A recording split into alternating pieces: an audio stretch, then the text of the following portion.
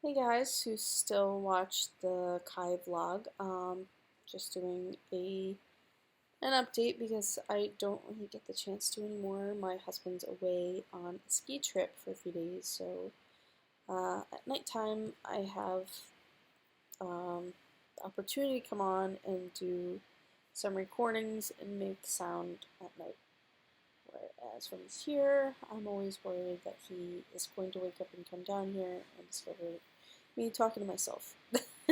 So, I try to avoid that. I did a video earlier today about the Science March that's happening on April 22nd in DC. I was going to post that video, I still might, but I got a brain hat, which I did the vlog in, and that is the new thing for this March, is to make a statement again using hats. I'm sure there are going to be a lot of people there and a lot of upset people with the way that the country is being handled right now in terms of preserving the environment and especially preserving the funding that's going to all these programs, which I donate to. I donate to these causes like the National Resources Defense Council. I donate to Earth Island Institute. I donate to Food and Water Watch, which is a strong anti-fracking group. There's a few others that I don't consistently donate to, but every now and then I get some literature in the mail. And I I try to give to as many charities as I can, little bits, but every little bit counts. I know every bit counts, and it's important we give to these charities because uh, if there's no support from us directly, no grassroots funding, then it might all be vaporized and we may lose the future of our planet. And that is a scary thing because I have children. I'm sure a lot of you guys have children or want children and want to see um, the success of their future and their offspring. And, you want to carry on the families going forward in the future. And it's very important to push against this very messed up agenda that Trump is carrying in and trumpeting around. It's just sickening, and I thought I would be over it post-election. I thought that Hillary would be elected, and I wasn't wild about her either, but I think that a lot less damage would have happened to our um, to programs that protect our environment and preserve things. I think we would have wound up much better in the long term if Hillary was the actual president right now. But unfortunately, that didn't happen, and we're stuck with this orange Cheeto Puff guy who tweets about everything and can't even contain himself one day, can't even restrain the urge just for one day to not tweet about something dumb that then winds up on the news, and that's all they friggin' talk about is this stupid shit that he says on Twitter. And it's really fucking. I'm sorry, but none of my kids are awake right now. It's really effing frustrating that we have that type of person as a leader to represent our nation and to the world. I mean, we are just a joke. Like, they look at people like me who didn't vote for Trump, and in their eyes, they think that all Americans voted for this bimbo of a man. No, I didn't vote for him. Um, I had a very good friend who I lost um, because she is a supporter of Trump and refuses to see from my standpoint and continues to insult me, continues to insult people who think like me, and um, I was so frustrated. I was friends with her for the last 11 years. I was so frustrated, I cut off ties with this girl. I mean, there's plenty other people out there to befriend, that I get along better with and don't need to argue constantly and get all worked up every single day on Facebook and blast messages to them. I don't need that in my life. That's so negative. Like, people that support the guy are so negative and so against everyone who doesn't think like them. At least us liberals try to understand where the other side is coming from. Like, I've been trying to understand her viewpoint and trying to comprehend, like, I don't even know what she sees. Like, how does she trust that guy? How? How does anyone trust that guy? He's so manipulative with his... He's a billionaire, and all he's done through his life is sue this person, sue that person, and he gets away with so much because he has money, and he just pays people off. He pays people, he silences people with money, he throws money at problems, he throws... You know, how do you trust someone like that? Who consistently lies and lies to people's faces in the media, who consistently lies and makes up phony, bizarre accusations and stories, like conspiracy theory bullshit. I am sorry if I'm offending anyone that's watching this, but if you don't really like what I have to say, I suggest you don't subscribe to me. I suggest that you take me off your list. I don't want any insulting comments back because I don't feel like arguing with anyone else. I have a lot of positive people in my life, and we are all trying to fight this negative force who is the president, who is creating all the division here to begin with. Every divide in our culture right now is exacerbated by this man. He has done nothing to bring us together. He says things that just force us to draw even further apart. And I have nothing good to say about him. Nothing. I've tried to see what these people see in him. I try to look at old videos and old interviews and try to see, but all I see is a sociopath, conniving, like, he sometimes he sounds like he means well. He sounds like he's empathetic to something, but he's really not. He's just conning you. That's what con artists do. And I don't buy it. It's like a really good commercial trying to get you to buy something, and he's effective in persuading masses and masses of people. And that's why people compare him to Hitler. No, he's not. He's not a mass murderer like Hitler was, and he's not to that extent like Stalin or Hitler, but the way he persuades people, the way he's led people to support him is like Hitler. That is not equivalent to saying he is Hitler. And that is an argument that frustrates me, because a lot of the people on the right try to claim that liberals like us think he's Hitler. He's not. We're not saying that. So that's another frustrating thing. So going on to something completely different. So I had a neighbor down the road who unfortunately passed away because her house burned and she was a hoarder. And that's not a good word, that's kind of insulting.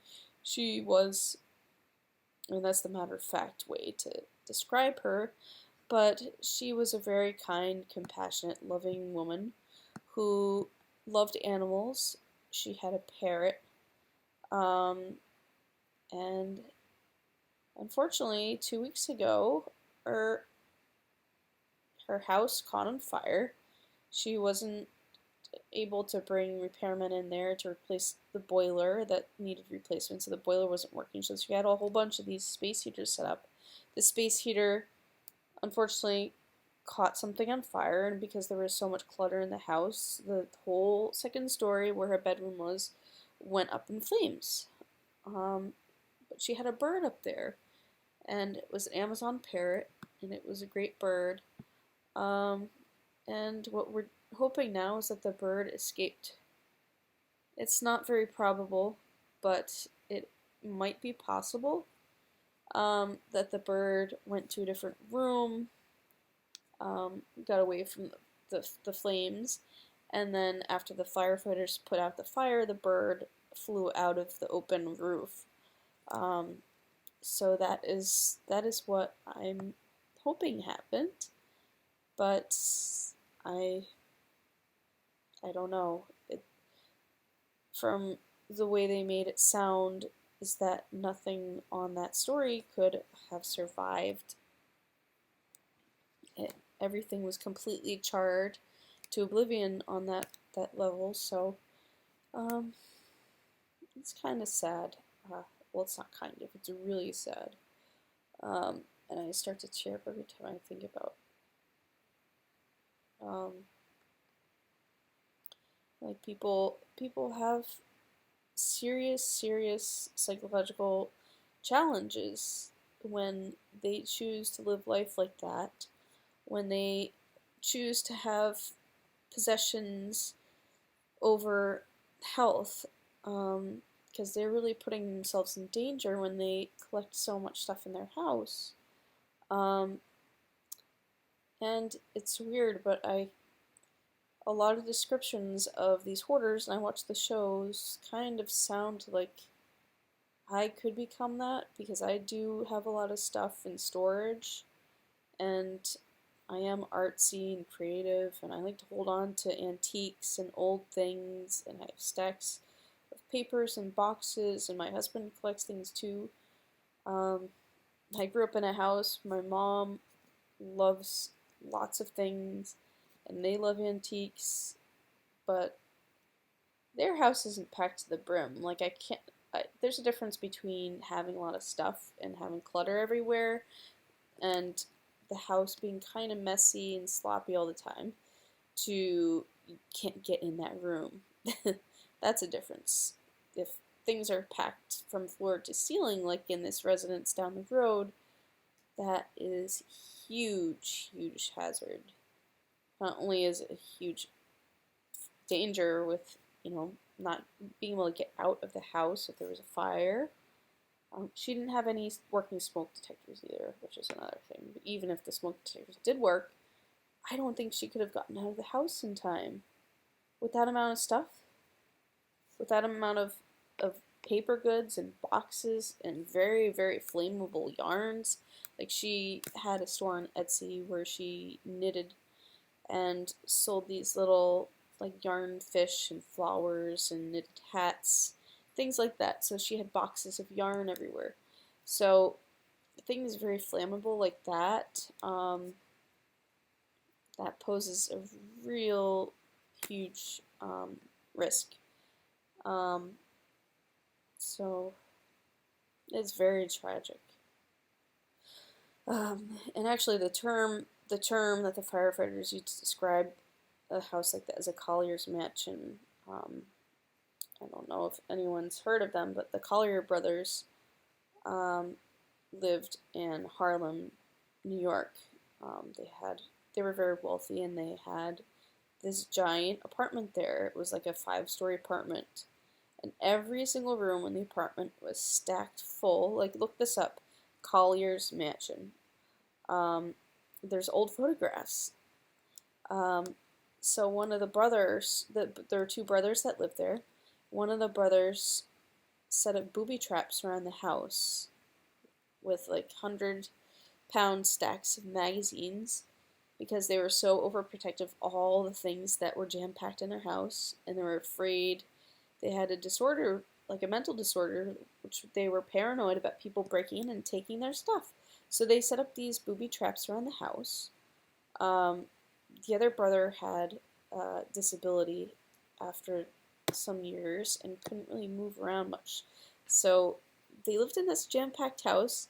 One of the brothers was pretty much paralyzed, and the other brother was walking around the house and accidentally set off a booby trap and fell through the floors and was crushed by all his things. And the other brother, who was still alive at the time, couldn't survive on his own because he couldn't move, and he starved himself to death. Um, it's very, it's a very disturbing account, but the house still exists. It wasn't leveled.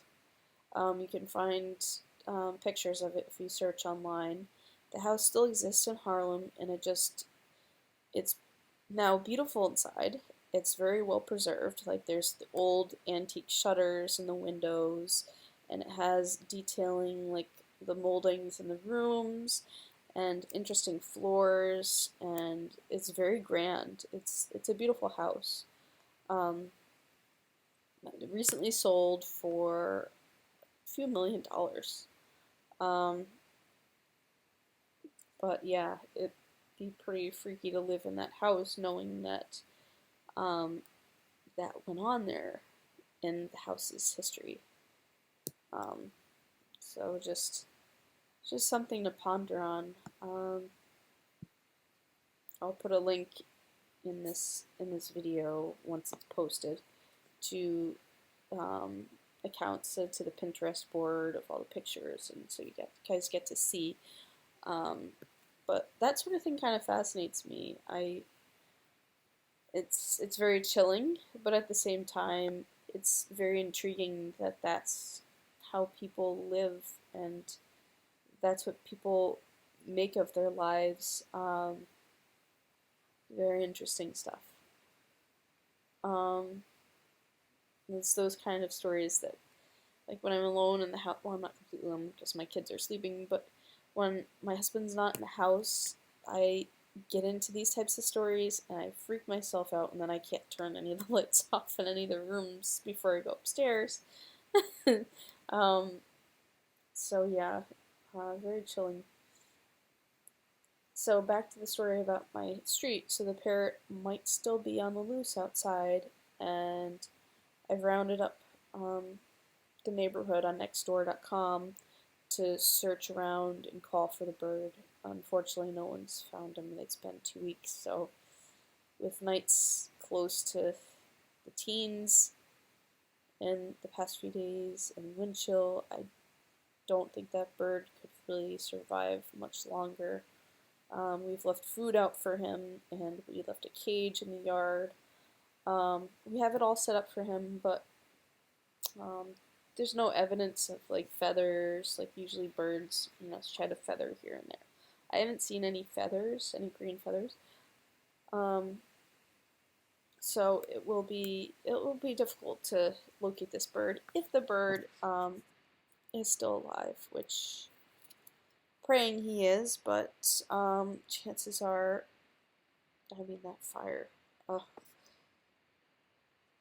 And I actually met the woman's daughter. She came to the house, came to our house, and she's really nice, and she's telling me about how her mother and her weren't so very close, and she didn't really know the extent of the collecting slash hoarding inside the house, and she was kind of caught by surprise. I